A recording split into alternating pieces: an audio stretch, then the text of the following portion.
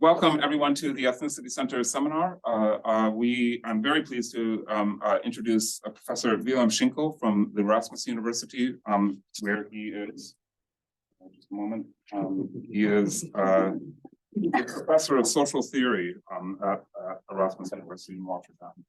And I came to know Willem's work through his work on integration a few years back, although I think it stretches further back than that in this case, but my familiarity with it started there.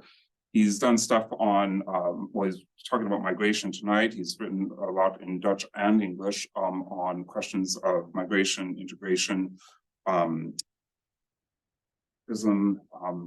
race or racism. So, and from a kind of social and political theory standpoint. But one of the things I was saying to him earlier was that unlike some social theory here, no, not you, Tarek, but some people, I think it's kind of is detached from some of the real world questions that we're interested in. Yours certainly is not that in this case, but Willem's isn't either. And so I'm really what I like about his work is it's informed by political theory and social theory, but it's really grappling with real world issues like he's going to be talking about tonight. So I don't want to delay things any further. If you're joining us online, then welcome and nice to have you. You can put questions into the chat during the talk that Reza will collect, and we can come to those questions at the end, or you can just wait till the end and raise your hand the old-fashioned way or the new-fashioned way, the little emoji or whatever. Get in touch with us in some way to let us know you want to ask a question, and we'll take questions at the end. Willem will talk for about 3/4 of an hour, and then it'll be open to both the virtual audience and the actual audience for questions and discussion. And then finally, for those of you joining online, this is being recorded, for those of you as well here. And if you don't consent to that, then you have to leave. So by saying here, you're consenting to that. Is that the right way to say that? Yeah, didn't sound very nice. Anyhow, yeah, that's it. So over to Willem, and the floor is yours. Yeah, so I guess I'll consent then. Thanks, John. Thanks for the invitation to come. Thanks also to Johan for the arrangements, which weren't easy because I was actually scheduled to come. When was it? Was it June? No, June, I think it was. Yeah. That was a train strike then. And also today in London, I found out that the tube was on strike. So somebody is trying to prevent me from coming. Well, other than that, I mean, I'm very happy that people are on strike. And I was just informed that you will also be striking soon. So, I mean, we have a lot to learn in the Netherlands because we're too docile. And it's nice to be here, really, also, because I've never been here, but I did grow up with listening to fruitful sound. So for me, it was, I mean, I'm feeling like hell is around the corner here, if you know that reference. So what I'll say today really comes out of a collaboration with my friend and colleague, Rogier van Reken. And the question that's organizing my talk today is, what is migration? And I realize that that is a ridiculously arrogant question to ask, especially in front of an audience of migration scholars. So I'll just put my cards on the table here and risking sounding even more arrogant by making an analogy.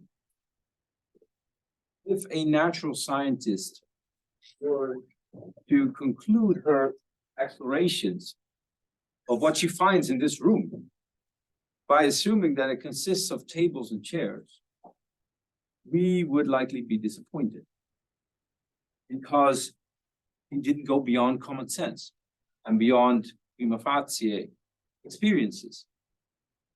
And yet here we are as social scientists taking on board all kinds of commonsensical, political, and policy concepts such as nation state, border, migration, economy, And I'm going to try to refrain from doing so.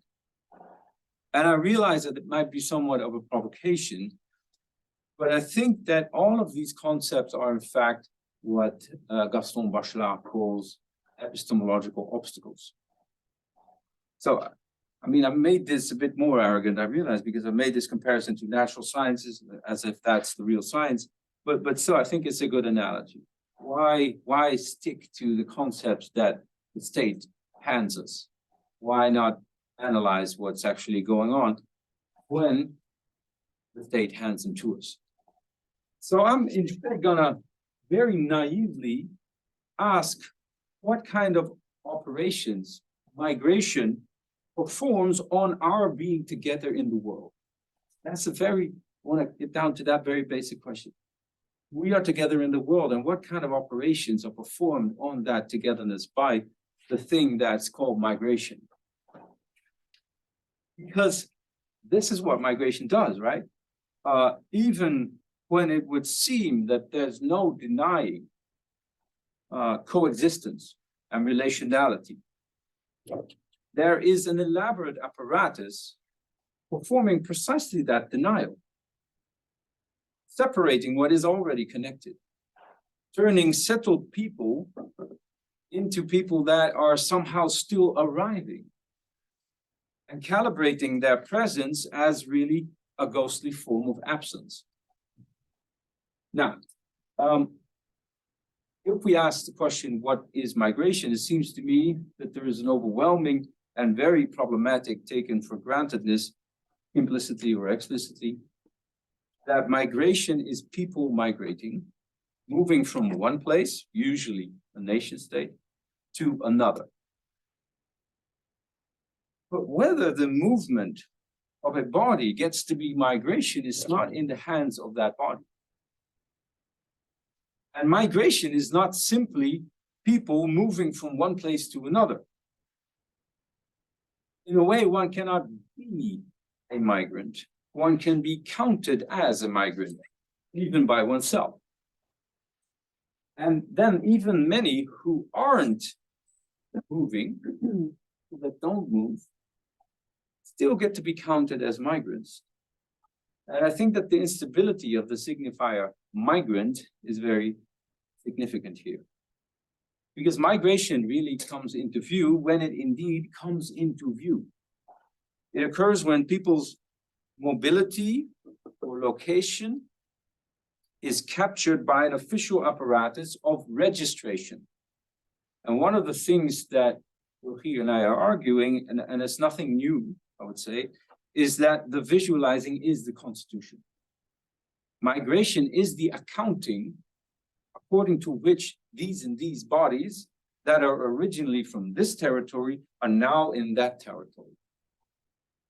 And one needs an international system of nation states to make that plausible, but on the other hand, one needs this kind of registration and accounting in order to make an international system of nation states plausible.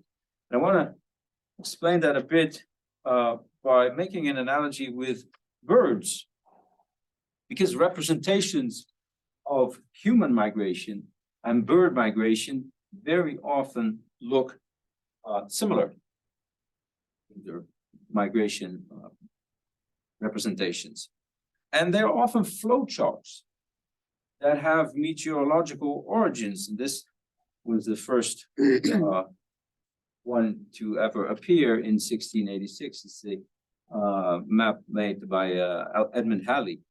But they were made famous as pictures of invasions, such as Napoleon's invasion of Russia. This is Minard's map of that in 1812. And Ravenstein was probably the first to apply flowcharts to migration.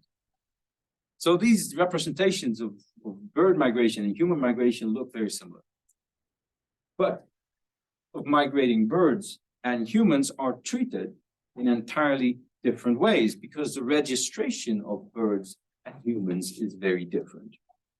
When birds are said to migrate, they do not go from a place of belonging to a place of non-belonging.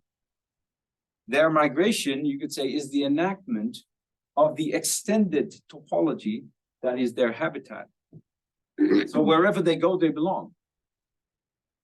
And humans, very often, by the way, sometimes think otherwise. For instance, when the godwit is chosen as the archetypical Dutch national bird.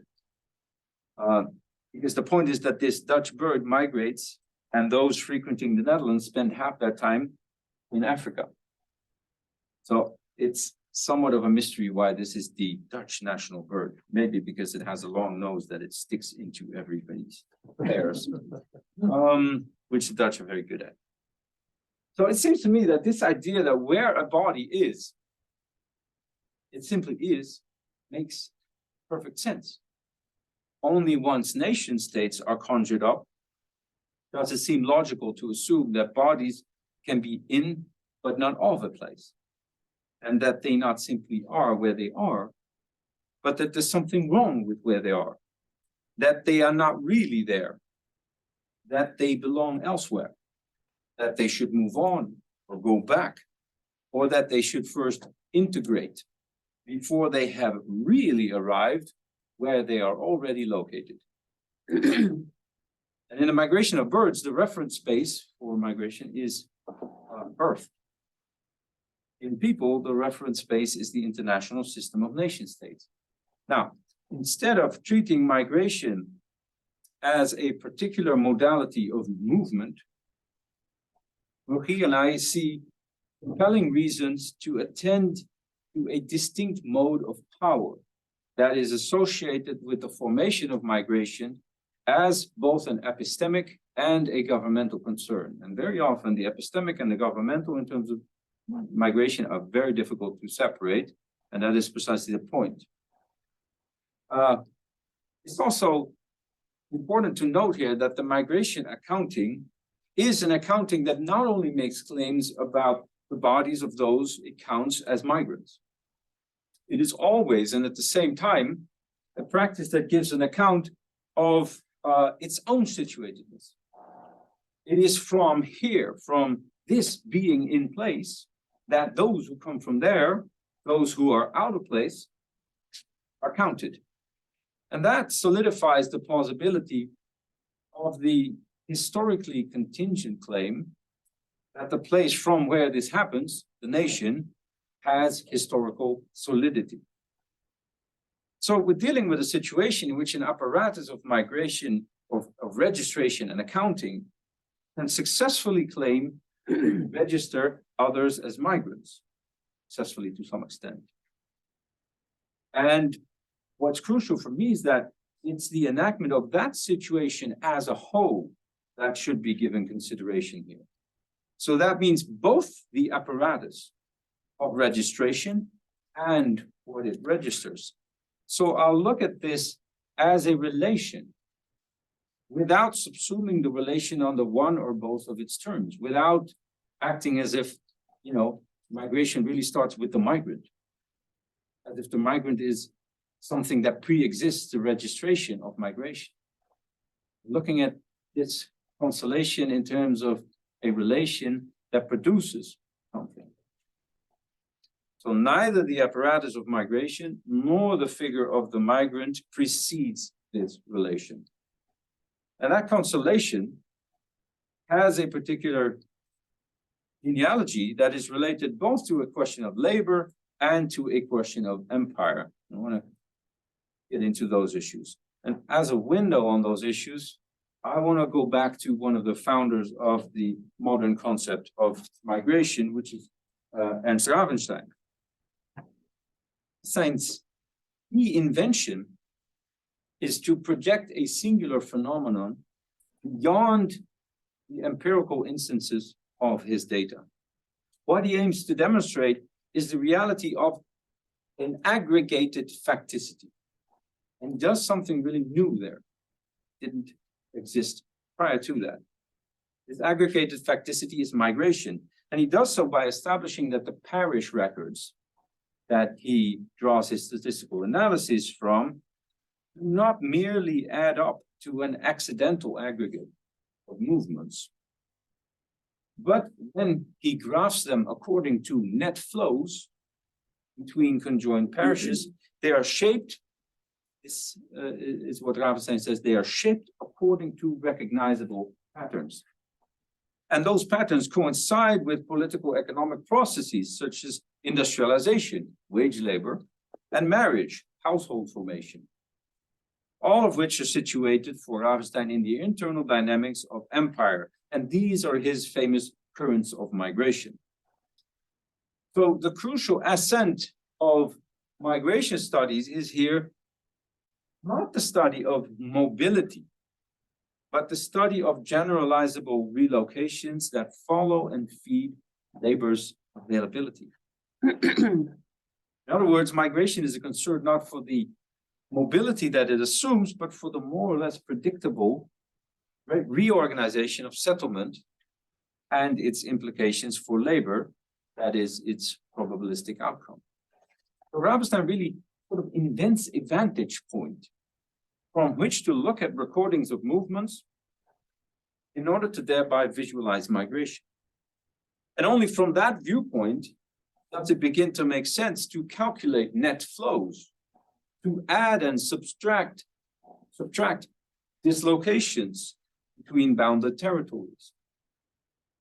And these dislocations can be added and subtracted because they are taken to be instances of one and the same social generality. Ravenstein is producing a phenomenon. That operation returns to the scholar's eye a definite pattern, law-like currents, as Ravenstein says. That in turn affirms the idea that this adding and subtracting really makes sense. So migration is born as an object of attention and of problematization with a view to both the regulation of and its consequences for labor. It is discovered where labor, wage laborers and households, for instance, become spatially reordered. And it is here that borders, such as, for instance, conjoined parishes, become both sensory technologies and regulatory impositions. And it should not surprise that the first international standardizations of migration in the early 20th century came from the International Labor Office. So that's one part of the story that relates to labor. But the birth of migration in Euro-white contexts happens with respect to a transformation in the very question of labor populations. Migration emerged in the US when in 1820, the first official statistics are kept, and it becomes a problem only later in the 19th century in the wake primarily of Asians arriving there. And in Europe, migration only really starts to become an issue with the demise of empire. European colonial settlers were not called or counted as migrants. The moment migrants become a matter of concern is the moment that colonial empire reaches its tipping point. So migration becomes a concern for Euro-white government and science when the possibility of movement in geo-racial space is reversed. And Euro-white states potentially or actually become rethinking countries. And that dynamic of empire really already structures Ravenstein's work, because in his work, the dynamic of the metropolis is such that ultimately, I quote him, the attractive force of one of our rapidly increasing cities makes its influence felt to the most remote corner of the empire. This is what Ravenstein wrote in his book from 1876. So for Ravenstein, the imperial metropolis, the organizing center of all movement. And the crucial pivot here is one that moves from forms of dispersal, such as conquest and settler colonialism, to the possibility of forms of relocation, wherein populations cross a colonial divide and the concomitant global color lines, so that migrants become people observed as a concern in which race and labor are entangled. And it's these relocations that are found to be appropriate for the accounting techniques that are implied in the concept of migration. So at stake conceptually, it's how to bring phenomena that from an imperial point of view refer to two completely different processes. E-migration as the white settlement of colonized territories, and immigration as the transfer of laboring people, which is how to bring those two completely different practices within new practices of accounting that then enact the comparability of e-migration and immigration between national entities, and thereby enable the calculation of net flows. How many people end up going someplace?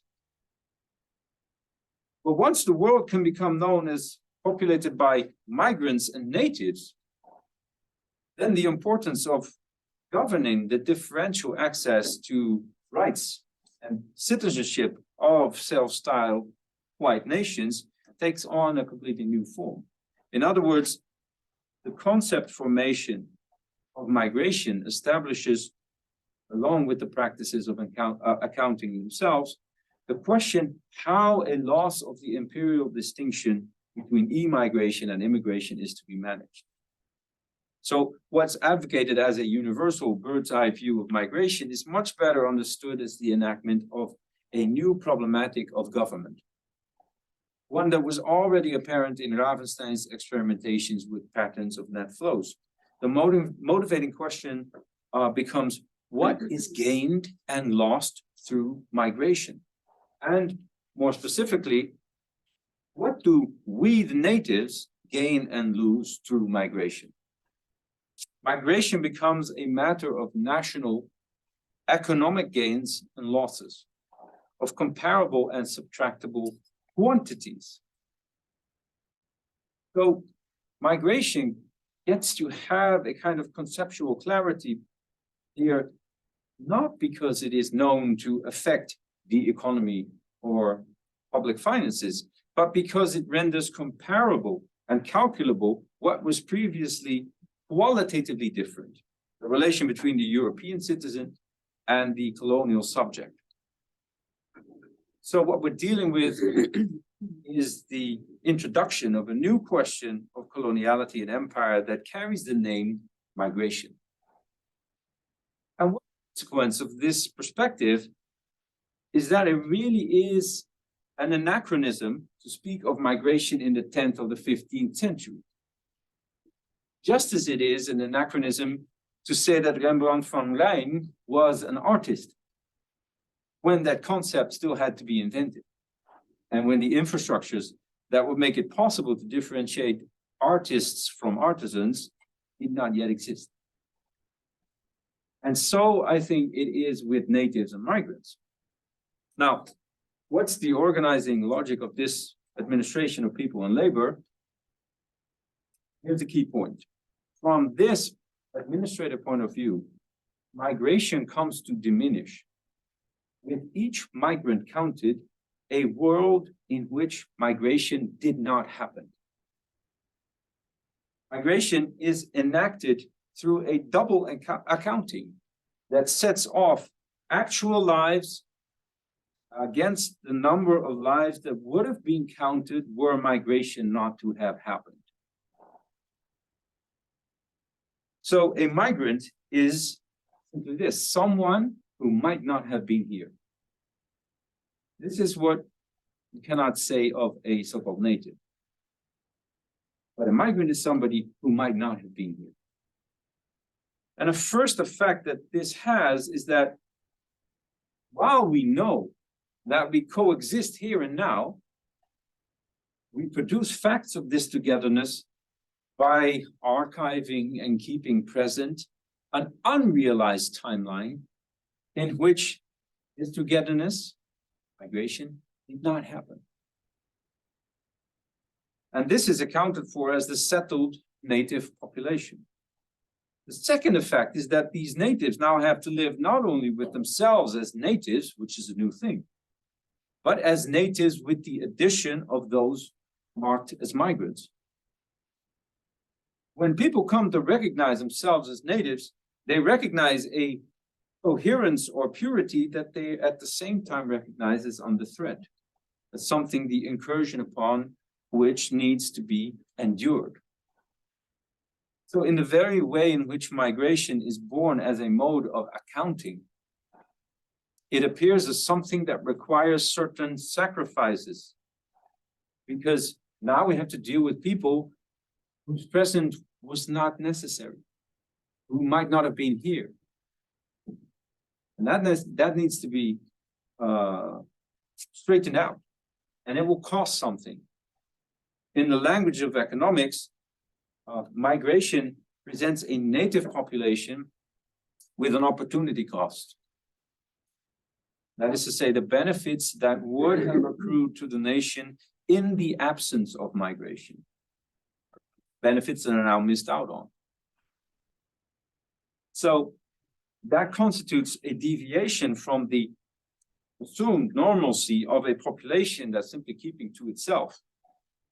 And it's a disappointing deviation from the counterfactual scenario of no migration, the costly refutation of a null hypothesis of a nation without migration.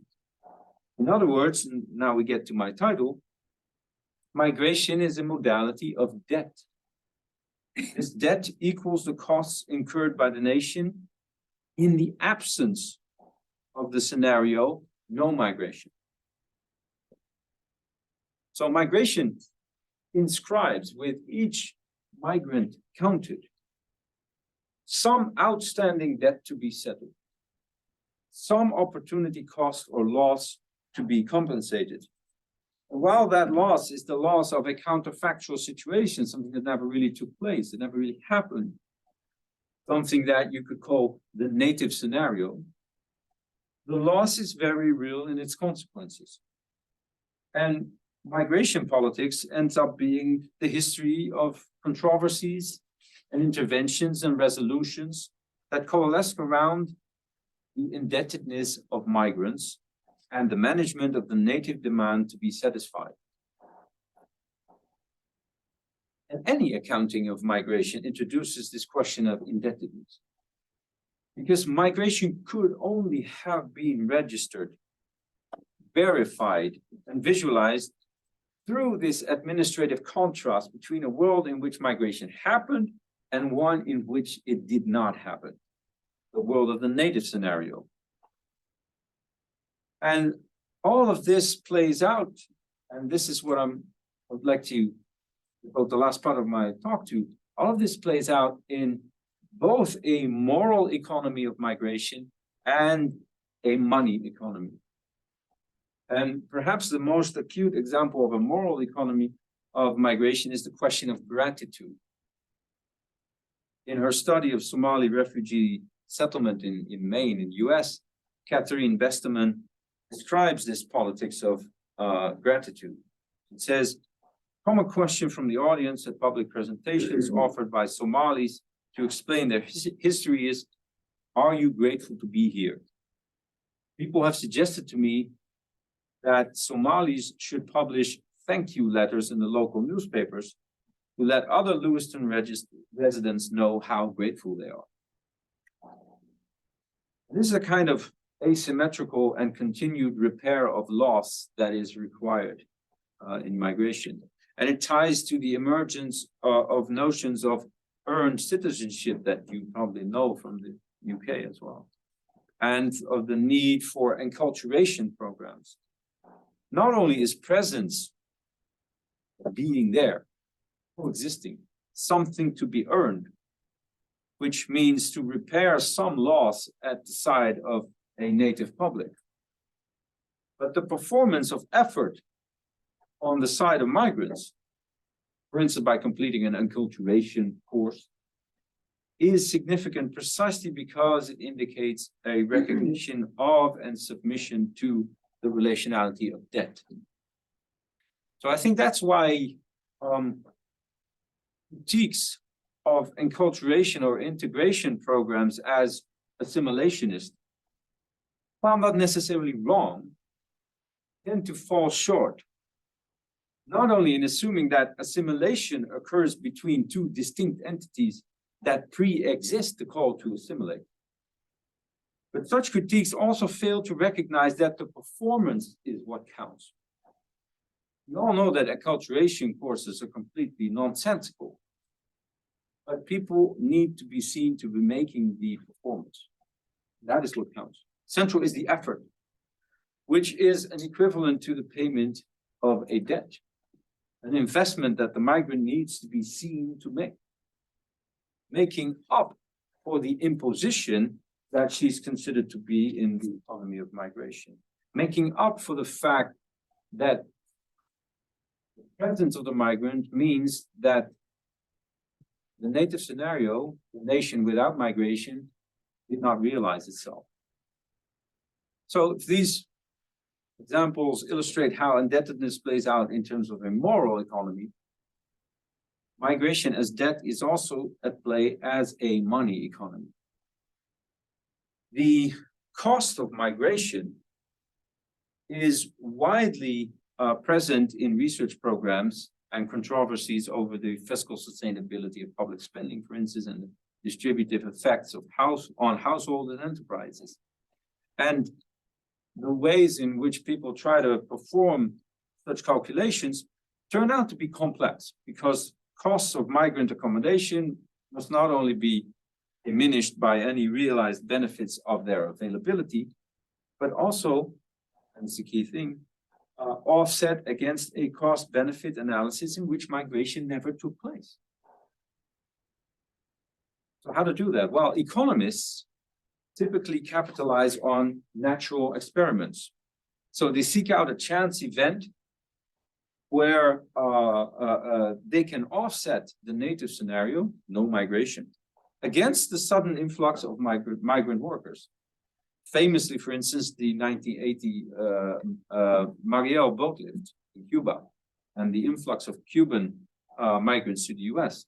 So in the ways that economists measure the costs of migration, we can observe that reference to any fact about migration's costs must be made by offsetting measurable effects against the non-occurrence of migration. Now, much calculative work on the economic effects of migration actually tends to find a net benefit. I'm not at all interested in that. What I'm interested in here is to scrutinize what makes such a conclusion possible in the first place. Benefits or costs. These conclusions are, I think, only calculable against a horizon of migration's erasure. Calculating benefits or costs of migration means performing a parallel scenario in which certain people present are imagined as absent. And the imaginative capacity required to do that is the accounting of migration. There is also another discourse in the economics of migration. Posner and Weil proposed that poorer citizens of wealthy countries should be able to rent migrants so as to assure these poorer white citizens consent to a global project of alleviating poverty. And in the process, provide them with benefits in the form of a new system of indentured labor. They speak of a caste system, literally.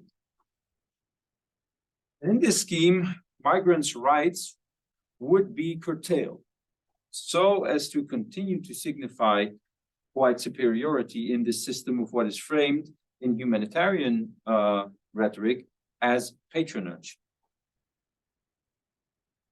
Work of former World Bank chief economist Branko Milanovic, in a very similar way, entails the actual settling of accounts by way of proposals for differential wages between natives and migrants.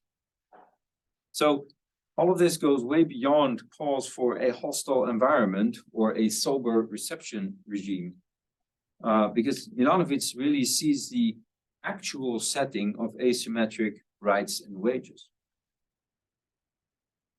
Moreover, his main concern is with the poorest people in the richest countries. So just as Posner, he's concerned with the poorest people in the rich countries, whom considers the real losers of globalization. Since relatively speaking, migrants have a much higher income increase to win. The real losers of globalization are the poor people living in the richer countries. So curtailing rights and wages of migrants would, I quote, assuage the concerns of the native population while still ensuring that migrants are better off than they would be had they stayed in their own countries. End quote. And that welling of white rage is really a key element of the economy of migration. Implied also in Posner and Weil's proposal is that it both accommodates and prevents potential white rage over migration by turning the presence of migrants into directly commodifiable availability. Like you're a poor citizen in England, you can rent a migrant. That's the idea, so that you will be okay with this whole project of migration, which is dubbed as a way of alleviating global poverty.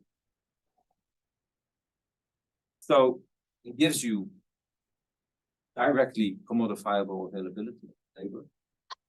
And it gives you the psychological wage, in terms of Du Bois, of a white patronage that can even then observe itself as humanitarian compassion.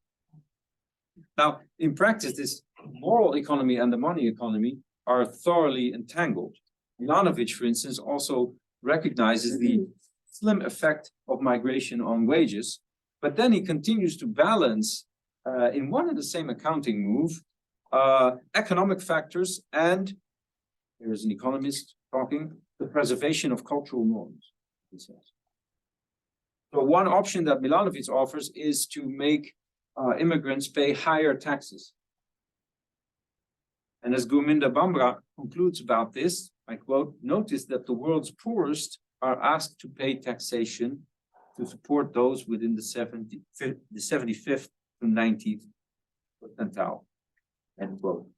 And even if migrants are not exactly the world's poorest, that asymmetry is entirely consistent with the logic of debt that organizes migration as an economy. Migration is simply this way of settling accounts. And as a final example of the entanglement of the moral economy and the money economy, consider political sociologist Wolfgang Streeck's take on immigration policy, which indeed literally deals with the question, I quote, how are facts construed to fit, justify, and make appear possible moral or economic practices defended as moral ones? That's his question. So, according to Streeck, cultural fragmentation, segregation, and conflicts between altruists and egoists all add up on the credit side of the moral account. And they're balanced on the debit side only by the opportunity, he says, in an age of economism and technocracy, to demonstrate unconditional compassion.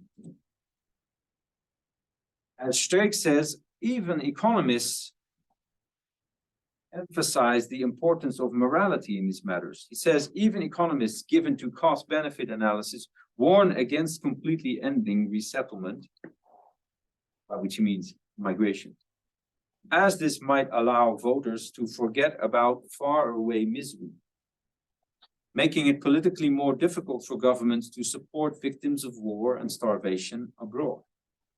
They therefore recommend admitting a limited number of families for a heartbreaking and mind-softening illustration of distress and for a direct experience of gratefulness. Now, that gratefulness can be considered as very intricately bound up with the conventional economic cost-benefit analysis. Because immediately preceding this is indeed the accounting done in the realm of the money economy. Because then, Streeck argues, costs do matter, and precisely in rich countries. And they easily turn into a political issue.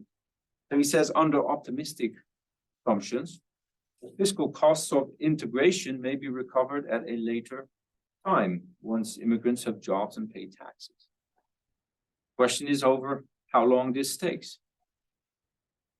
The investment must in any case be significant and certainly higher than the fiscal cost per capita of unemployed citizens, making this comparison. This can give rise to popular resentment, especially if integration takes longer than promised and balanced budget policies cause competition for scarce resources between immigrants and the local population, for instance, with housing.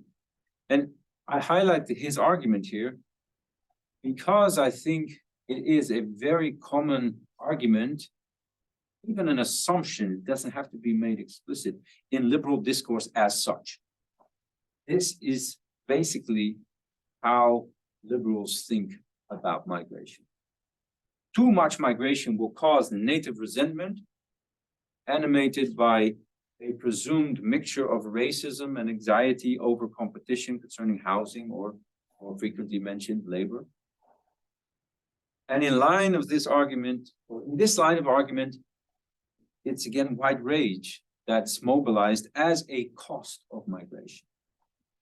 And the amount of migrants admitted is to be calibrated to keeping this rage in check. How much will the people find acceptable? So the cost of migration is quite literally translated into a resentment that's conveniently then attributed to the phantom of a white working class. And that equivocation of migration with the cost of white rage over labor competition, I think is liberalism's most subtle mix of morality and money in the economy of migration.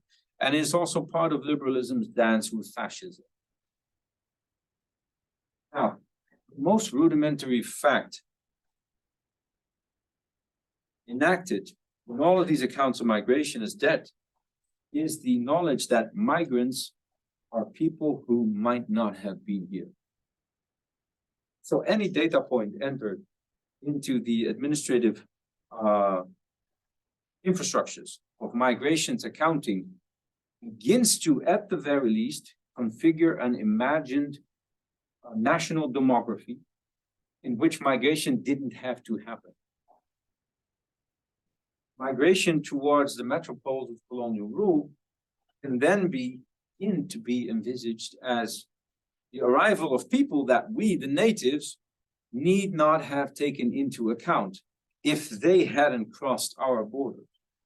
And if we hadn't been either morally magnanimous or outright naive to allow them entry. So, in principally becoming an additive act, like one more person is now among us, migration accounts for the loss of a counterfactual world in which that person did not have to be taken into account. So that is why migrants can be said to have a duty to integrate. Why one can speak of the costs of migration for society, and why society can only bear so much migration. As a thing to bear, migration is a modality of debt. Debt is paid with every displacement by gentrification, every fall into poverty by job discrimination, every demand to integrate, every racialized asymmetry in education systems. You could say that all of these are reparations for the thing that is registered as migration, for the account and interpolation, hey, you, migrant. And that becomes obviously most visible in the case of those who are called economic migrants.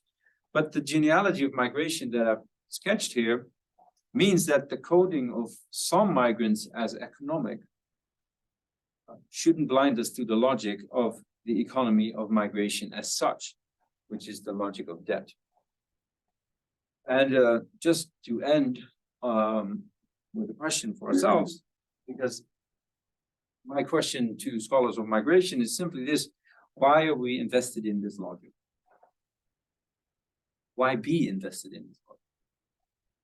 Why not explore the many ways in which coexistence might be done otherwise with less violence?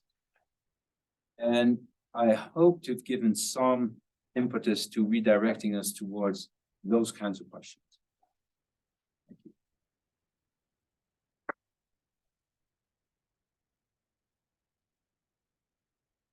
Great, thanks. We're going to end on this by Diana de Prima in order not to end on Wolfgang Steeg. Better.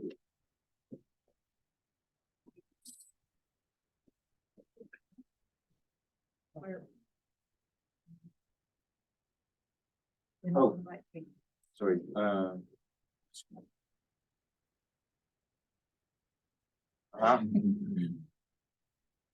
Need to screen share again. Yeah, okay. This one, right? No? Yeah, this is that one. Hmm? Okay, here we go.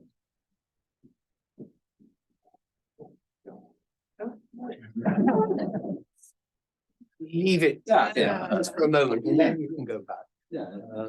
Just so we can. Yeah, this is it.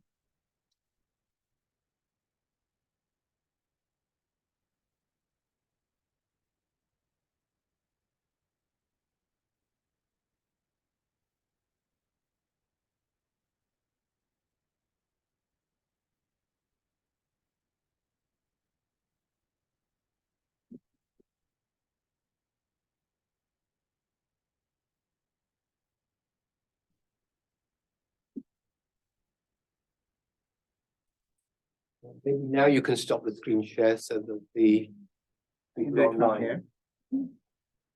Oh, you can do that. Yeah.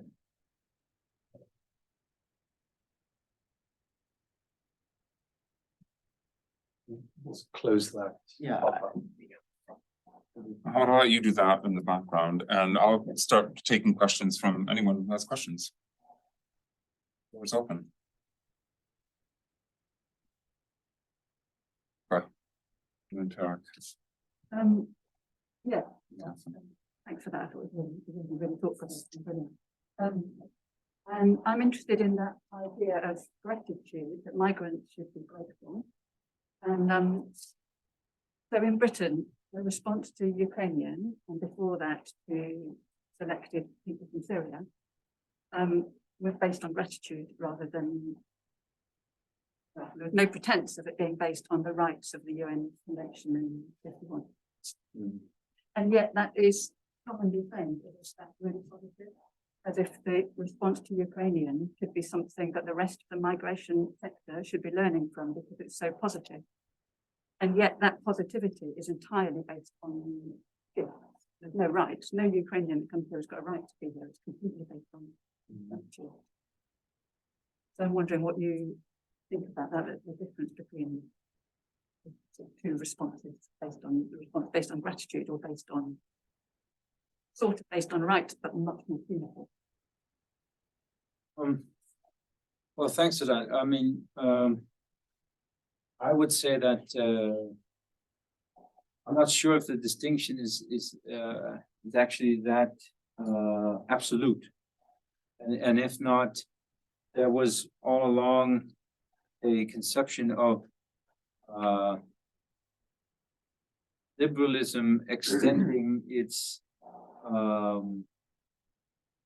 hospitality to people from parts of the world where they didn't have rights or many rights, whether or not in the very conception of we are giving you rights, there was always already a question of gratitude embedded, because it's precisely with those who are considered as migrants that the law tends to be way stricter when they exercise their rights or when they violate the rights of others, right? So even to the extent that, for instance, in the Netherlands, when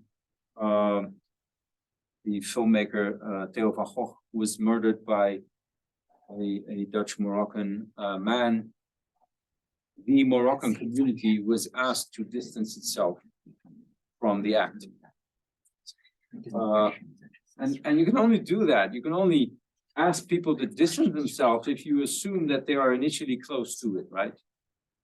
And so in and through the ways in which those who had received rights, and they had received them, and are treated, I think always already lies this question of gratitude, that, you know, this idea that having made it to liberal society requires the gratitude of now living up to it. And migrants, rather than would be consistent with liberalism per se, migrants are often, as a community, asked to live up to it. So on happening that also in terms of failing integration, I mean, it's not just your integration. On the one hand, it's your integration is individuated. And on the other hand, the reasons for your failing integration are de-individuated, have to do with your cultural background, your community, whatever. So the responsibility is both individuated and then de-individuated. And that all of that is part of a logic in which certain people's presence is conditional. If not in a literally legal sense, then in a moral sense. So I would say, well, I think actually that it's not, there might not be this transition from rights to gratitude, because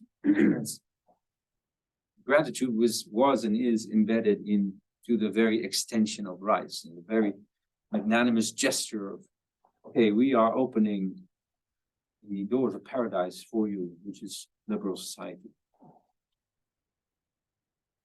We'll have Chair in just a moment. I just want to remind our speakers online that you can raise your hand, turn your camera on, wave, do whatever you want, or put something into the chat if you have any questions, and join the discussion as you wish. So Tarak and then Catherine. Thank you, Willem. So I'm not a scholar of migration.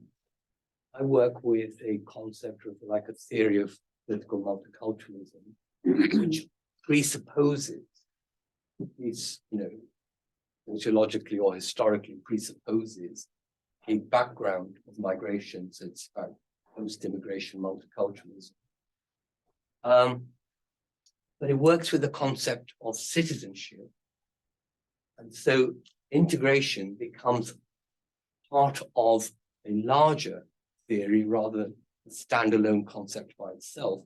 And it's not about integration of individuals, it's about integration of groups, or as, you know, multiculturalists might often say, about difference. Difference which is usually immigration related, racialization, Islamophobia, and so on. And it's about attacking that negative difference, but allowing for the emergence within the citizenship of positive difference rather than the erasure of difference. Otherwise, it would be just classical liberalism. So the citizenship, which includes difference, then becomes, you know, the central characteristic of this multiculturalism, where the difference and the integration is not about individuals, but about groups. So in that account, I can see that some of the things that you say about the cost to the nation make sense, but not the debt, because in other accounts of integration as well, but I just concentrate on the multiculturalist account. In the multiculturalist account of integration, especially as I say, focused on groups and citizenship, is a two-way integration. So yes, there is a cost to the nation, but the cost is partly interpreted as a challenge to the nation to live up to the removal or the diminishing of negative difference in order to create an inclusive citizenship, including remaking the nation. So there is a counterfactual, sure. Yes, what if there had been no migration, or what if these people weren't present? So in that sense, you can say that aspects of what you're describing still hold. But on the other hand, the main kind of critical conclusion, or the critical framing that you give it about debt,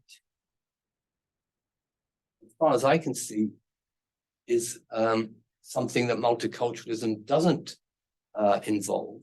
And so cost to the nation then actually becomes much more benign when it is seen as a cost to the collective project of a different sensitive citizenship.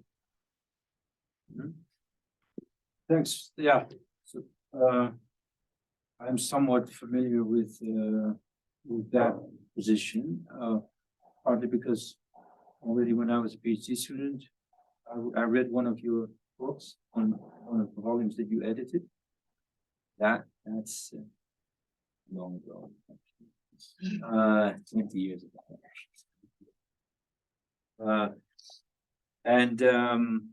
So I think, you know, what you're describing is a conceptual apparatus, right? In which integration figures in another way, and also in which that logic of debt might figure in another way, or even not exist. And I'm not sure if I agree or disagree with that, actually. And I'm also not sure whether that would be relevant at all. But I do think it's not how the world at present works.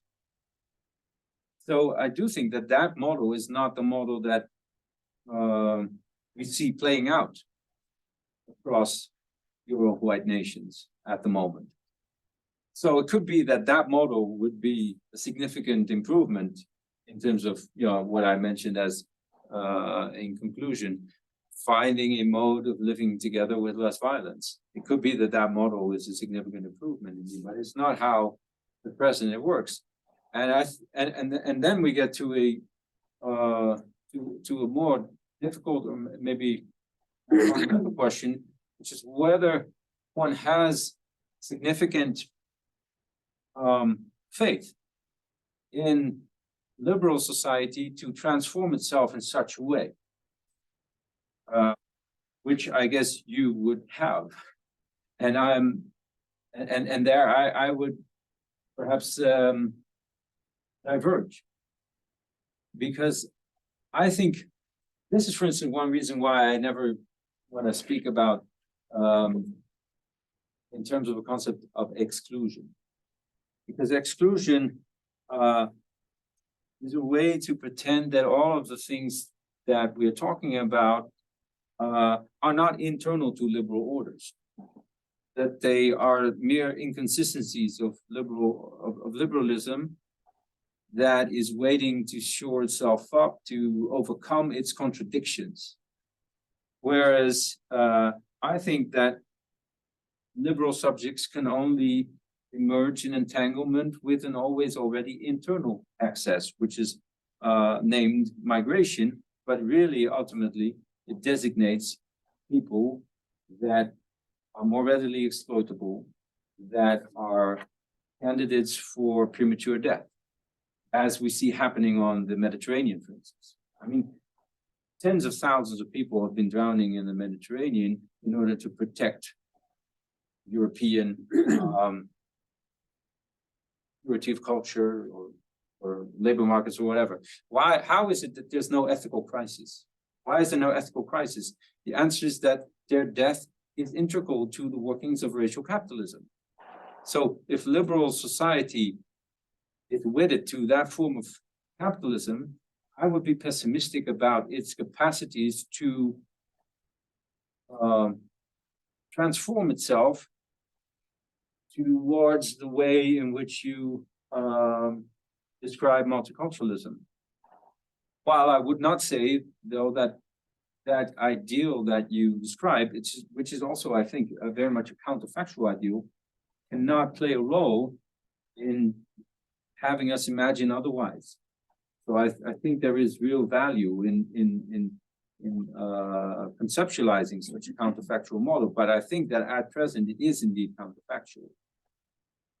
So for me, therefore, when I talk about migration, I'm interested in making a political analysis.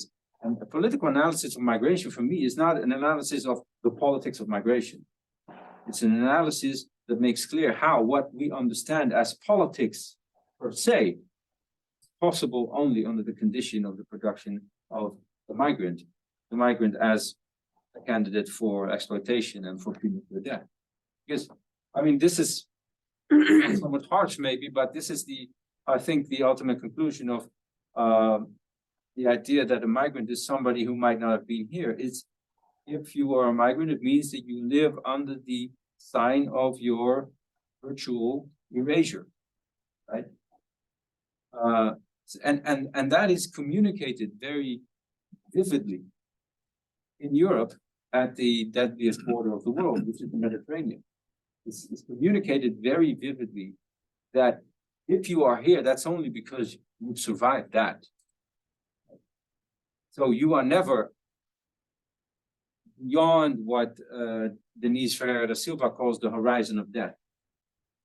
Your presence is always conditional, and that's also in that fundamental sense. So, to cut a long story short, I think that the main point of contention that we might have, perhaps, is the degree of confidence we have in the ability of liberal society to move to the kind of model that you described. I wouldn't just say it's a matter of confidence, the difference between.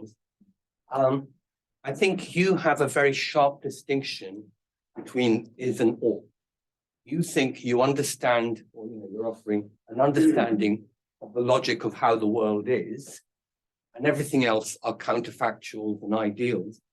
I think the world is a much more mixed up place, which includes normativities at work, normativities disrupted, normativities compromised, normativities progressed, contested, and so on. Right. So I don't see the world as the world of migration and multiculturalism as having just one logic at work. There are lots of different contesting logics. So it doesn't make sense to say that what I'm describing is just an ideal and what you're describing is reality. Well, no, you're absolutely right. I mean, I didn't mean it that way. Obviously, what I'm also describing normative realities. And I completely agree with you. I also think that there's real danger in sort of absolutizing the apparatus of migration, like the state infrastructure, and to granting it too much sovereignty. But I also think that whatever happens has to be seen in terms of a relation between the migrant and this apparatus. And the outcome of that is indeed not fixed, precisely because it is a relation between terms that do not pre-exist the relation. So I would agree that there is a lot of messiness there, but I would also say that that relation is not simply a relation of symmetry. So I do think that it is important to emphasize precisely the workings of normativity that operate through an apparatus of immense power, of the power also to decide, for instance, in 2015, to end the Italian operation to have ships patrol the Libyan coast. The decision to make sure that thousands of people would drown then. I mean, that is a normative issue at stake too.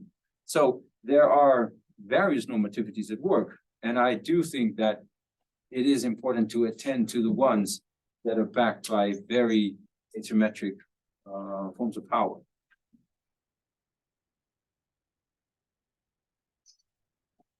Good. Catherine, and then I'm in the queue, and anyone else? There's some comments in the chat, but we can't see the chat. See if there's any questions in there.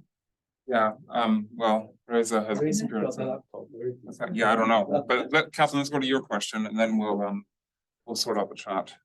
Thank you. That was very interesting. My particular area of interest is marriage and family related migration.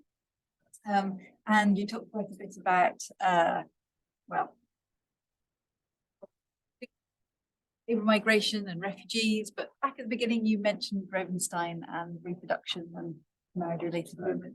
And so I was having all kinds of thoughts about how this model might apply to state approaches to marriage and family migration, and in particular where the migration is based on marriages between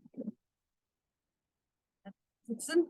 But I wanted. Well, I want to hear your thoughts. No. Well, I'm coming to dinner, so I can I can chat to you about that. So I wondered about whether you had any thoughts about the kinds of restrictions, requirements that are placed on the ways in which states try and regulate that kind of immigration movement.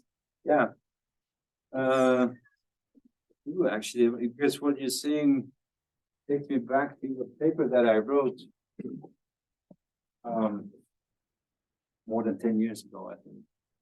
That was about yeah, what was it called? Well, it was about what you would call marriage migration, and the name was. I'm not trying to think of the name of the paper, which I also don't know. But the name of I'll think of that. Anyhow, it was, and what I did there was to show how marriage migration then in the Netherlands at that point was being problematized by the state, because it would be a way to increase the opportunities to migrate, which is no doubt an argument that's very familiar to you. So what was done in response was to raise the costs. So it's actually nice that you mentioned it, because I should have incorporated that, because it's so much in line with what I've been saying today. The literal costs of bringing a spouse over, or a potential spouse over, were raised. And the funny thing then was that marriage got to be seen as something that people would instrumentally use. So it wouldn't be, basically the state was arguing it wasn't true love if you bring somebody over and marry them just so that they can migrate. So funnily, what the state did in order to ensure that the love would be true was to monetize it, make sure that you have to pay for this, and if then you pay what was initially 5,000 euros, then it becomes clear that it's true love. So they raise the cost basically, and yeah. So I should really go back to that paper, because I think it's very much in line with what I've been saying now, and I obviously like things that are in line with what I'm saying. But I'm also interested in hearing what your thoughts are on the relation between what I've been saying and marriage migration. There are lots, but maybe later. Do you want to see if there's some other? Yeah, so all right, so I have a question, and so maybe we'll come back to Catherine if there's time. There's the fourth chat there is Reza asking if anyone has any questions. Silence from the virtual community. I'm writing something, someone is leaving. Stop writing. My question, Willem, has to do with the role of the state in all of this, which is really central to what you're talking about. And then before the state, there's this imperial pedigree that gets us to the state, and the state is, I mean, as I understand it, essential in understanding how it constructs migration, makes migrants visible. So without the state, they wouldn't be visible, and so they obviously have a role in this, and I completely accept that. But the question is, do we need the state for this understanding migration as debt? So if everyone in my neighborhood moves to Theresa's neighborhood, she isn't a native of that neighborhood, or she isn't an established, use the term established resident of that neighborhood until she recognizes someone coming in who's a newcomer, right, in some sort of sense. Don't a lot of those dynamics that you're talking about in terms of the questions surrounding debt, don't they play out in that kind of unregulated, the state's not regulating that relationship, and yet that relationship is still featuring those characteristics of debt. So the question is, do we need the state to understand this relation of debt? Or is what I'm describing not something that is of interest? I mean, so you don't have to call it migration, but we also should have an understanding of migration that is only narrowly focused on interstate migration. No, I think you're absolutely right. I mean, what you're describing, is something that you could describe with Norbert Elias in terms of established and outsiders, for instance, as well. And I think the quote from Catherine Vestiman also makes clear that the demand to be grateful doesn't literally issue from the state. But I think, again, we should see these things as relational, because how would you know who a migrant is and what a migrant is if it weren't for some apparatus that makes them visible as migrants, that grants them differential rights and access, etc., etc. I mean, if we go back just a few generations, the whole idea of who is and isn't a migrant completely disintegrates, obviously. Also, it is, I think, really important to disentangle migration from mobility as such. I mean, I think mobility has offered, is a concept that has offered a way out of certain conundrums of the study of migration. But we know that many people are classified as migrants who never migrated. This is the children of migrants. So, in that sense, the example of, a bunch of people moving doesn't quite capture what's at stake in migration. And there what Bourdieu would probably call the power to the power of the office to define who is and who is not a migrant is absolutely crucial. That also goes for a much more fundamental question, which is how do people come to conceive of themselves as citizens in the first place? And I think, and this obviously again relates to how you think about liberal society, but I think one way to define what a citizen is that a citizen is someone who has been calibrated in such a way that she has everything to lose. So you don't get to think about yourself as a citizen, as somebody who has a lot and stands a lot to lose, without there being an infrastructure that makes it plausible and felt in all kinds of situations, and indeed in very everyday situations also, that you are such a citizen. And increasingly, I would also say we ourselves function as state officials in the way we police each other, in the way we ask to see IDs or whatever, especially us working at universities.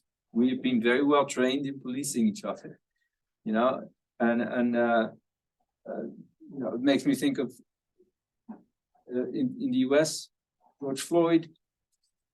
What happened was that the shopkeeper was checking whether his bills were counterfeit. So what was the shopkeeper doing? He was a deputy of the police there. And I think increasingly that distinction is problematic. So I think I take your comment as actually an impetus to look more in detail at how this actually plays out, rather than saying, okay, there's the state, but then there's also everyday life. I think that it warrants attention to what happens in everyday life as the enactment of an extended apparatus of the state, of which we all too often are ourselves a part, whether we want to or not. Okay. All right. I'll continue that later too. Just a second, Catherine, you want to come in on that point? Yeah, I just Google Scholar your article. Okay. And I think I've actually read it, sorry, but Yeah, me too, but I have no idea.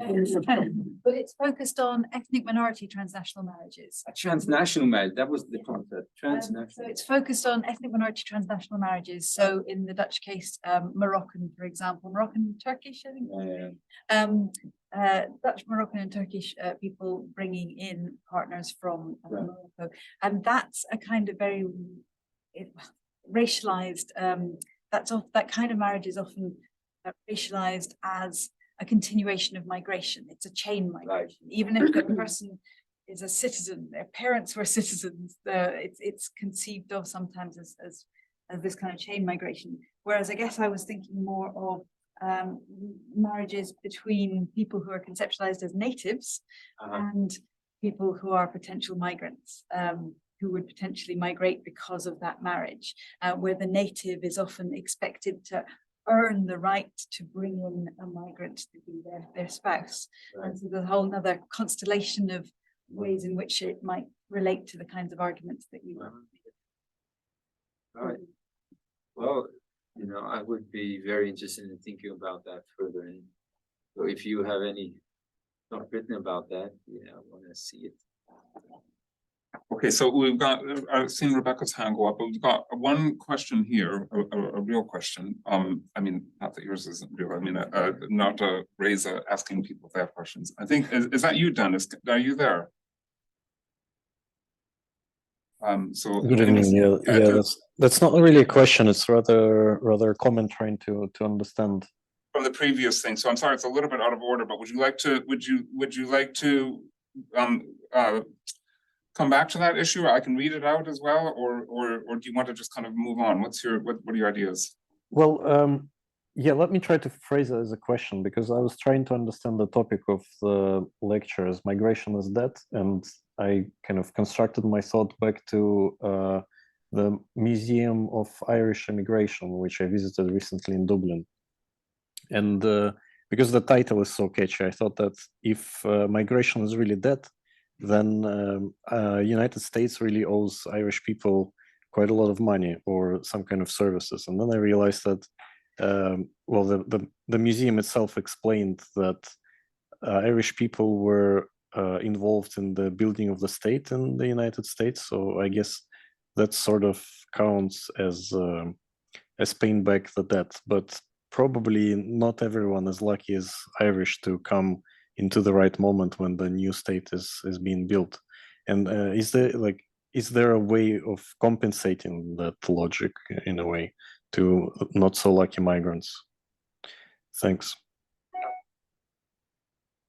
Right, so that's a great question, because the Irish in the United States are of course a very particular case. Also, I mean, because the Irish were the first racialized subjects in Europe, because they were colonized by the English. Fun fact to remember being here. But then when the Irish migrated to the US, I mean, I'm thinking of the book by David Rudiger here on the Irish migration to the US. They were heavily racialized too. They were not accepted. And something similar goes for the Italians, by the way. So while being having Europe as provenance, they were not accepted. And what David Rudiger shows in How the Irish Became White, that's the name of his book, is that the way the Irish got to be accepted as white in the US was to make very clear that they could participate in anti-Black racism. So they paid their dues by participating, by inscribing themselves in the ultimate organizing logic of American society, which is anti-Black racism, because Black people are not construed as migrants, yet they will never be able to achieve the same status that migrants such as the Irish have been able to achieve. So the Irish could become white because they could show their participation in a particular form of violence. So you could say that they paid their debt in that way. And actually there's a parallel to the situation in the Ukraine, obviously, right now, because one way to see what happens in Ukraine is to see it as the redrawing of the boundaries of whiteness. 10 years ago, most people in Western Europe did not conceive of Ukrainians as fully a part of Europe. They were not white. In the Netherlands, there was even a referendum about whether the Ukrainians should be allowed to join the EU, and there was a no vote that prevailed. Now we are in a completely different situation, where all of a sudden the global boundaries of whiteness are redrawn, and you could say that in a way, and this may be contentious to say, but I'm going to say it anyway.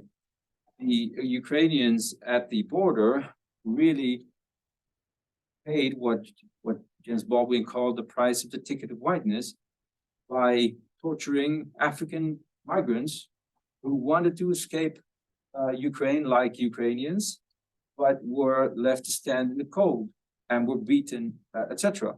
So that was also a way of showing that they knew what it would take to be accepted in global whiteness. So I think there is a parallel there. And so sometimes paying for the costs of the imposition of your presence can be participating in the particular forms of violence that are constitutive of liberal democracy. Okay, Simon has a question. Simon, this should be the last question. That's all right. No, it's not all right? No. Okay. So Rebecca, you can bring your question out, and Catherine and I have more questions. We'll harass you outside when you have a glass of wine in your hand. But Willem has traveled from Rotterdam today, presumably crossed the channel in a dinghy or something, so quite tired. Anyhow, so last question from Simon, and then I'm happy to withdraw if you want dinner. No problem. Thank you for that. Really interesting, and I kept being drawn to a very specific case. One person. I was in near Ishak. I don't really know this case, but it went to the Canadian Supreme Court in 2015-ish, Ishak versus Canada. So she's becoming a Canadian citizen. She's gone through all the formal legal procedures, and she's done whatever's necessary. Then there's the final symbolic moment, which is the citizenship ceremony, at which point Ishak says, well, during the ceremony, I want to wait birth. Legal arguments that ensue, and the legal arguments I'm not familiar with particularly, but it then becomes a matter of public debate in Canada, and of course there are two sharply divided sides on this. Because Ishak herself says, well, something like to become a Canadian citizen is to gain the right to freedom of religion, and I'm exercising that right in order to fulfill what I regard as my religious duty. But then the hostile reaction is something like, but you're not in yet. You're not quite there. You're sort of, I was thinking of those science fiction films, where you step through the permeable membrane into the other world. You're not quite through the membrane yet. You're only halfway. So at this point, you shouldn't demonstrate your aliens, something of that kind, to our Canadian values. My question really is, have I understood the idea of a moral economy of debt correctly, in that the hostile reaction to insistence on both of them is to say you should feel more indebted at this point. You should be showing gratitude for what we're offering you, but you haven't quite yet got. So I think your concept is illuminating that case, but I just wanted to check with you whether you think it does. Yeah, I mean, I didn't know the case, but I think it, I mean, I'm not saying that what I've been outlining is the only way to see it, but I think it's definitely in line with it. And it's interesting that you say that that what was said was, but you're not here yet, or you're not there yet, which is such a blatant contradiction if you're saying this to somebody, right? How can you say to somebody standing in front of you, you're not here yet? And basically what I'm trying to understand is what is required, what arrangements in the world need to be made in order to make that statement, me saying to you, in your presence, you are not here yet. What arrangements need to be made in order to make that possible? In order to think, yeah, you can say that. Yeah, that's true. This person's not really here yet. What are the setups? It's very pragmatically required in the world in order to say that and get away with that without everybody bursting out in laughter, thinking, how can you say that? This person's right here, right? And that is, I mean, it's such a strong taken for grantedness there that it wouldn't be ridiculous to say that. I want to basically get us into the mode where we get back to like almost a childish form of laughter at somebody saying somebody else in front of them, you're not here yet. That's right at the heart of what I'm trying to do. Great, Willem. Right, thanks everyone for coming, and let's thank Willem too for his talk and discussion. And there's a drinks reception waiting for us out here, so come and join us, please.